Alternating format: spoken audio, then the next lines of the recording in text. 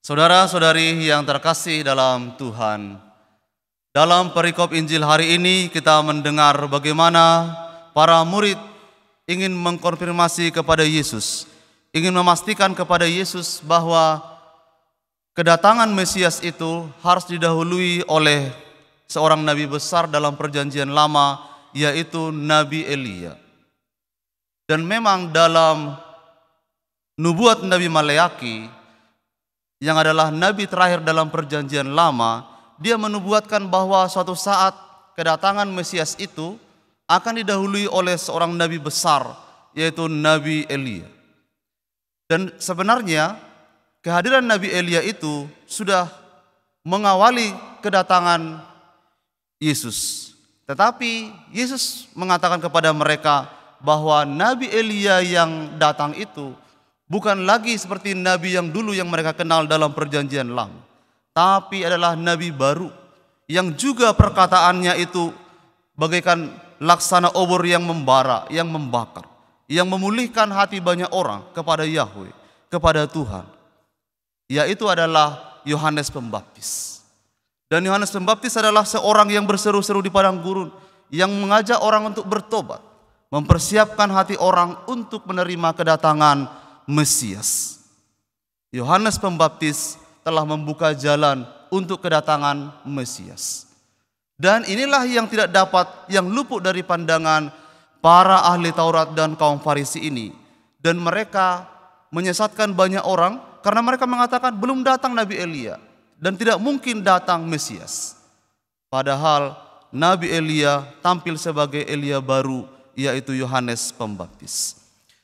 Saudara-saudari yang terkasih, para ahli Taurat dan kaum Farisi ini, mereka menutup untuk melihat hati Allah yang penuh solidaritas kepada manusia.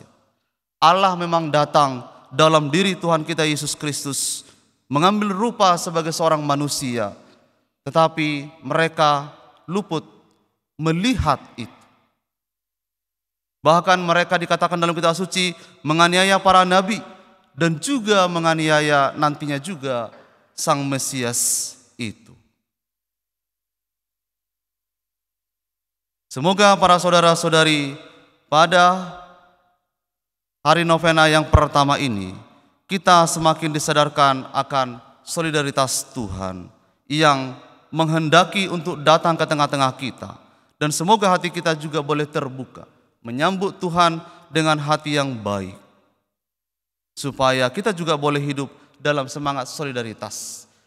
Solidaritas adalah cinta, itu merupakan tema yang baik.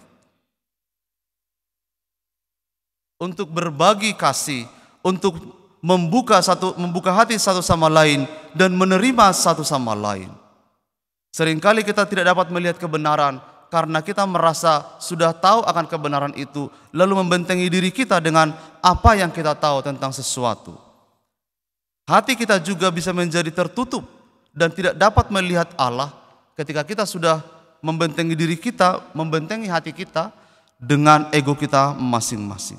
Keluarga haruslah dirobohkan tembok-tembok egonya supaya boleh menerima cinta dari satu sama lain. Seperti dikatakan dalam kitab suci, solidaritas itu memulihkan hati bapa kepada anaknya, hati anak kepada bapaknya, dan juga hati setiap anggota di sekitarnya satu sama lain.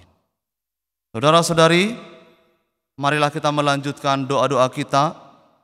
Semoga kita boleh semua membuka hati pada solidaritas kasih Allah bagi kita. Tuhan memberkati. Amin.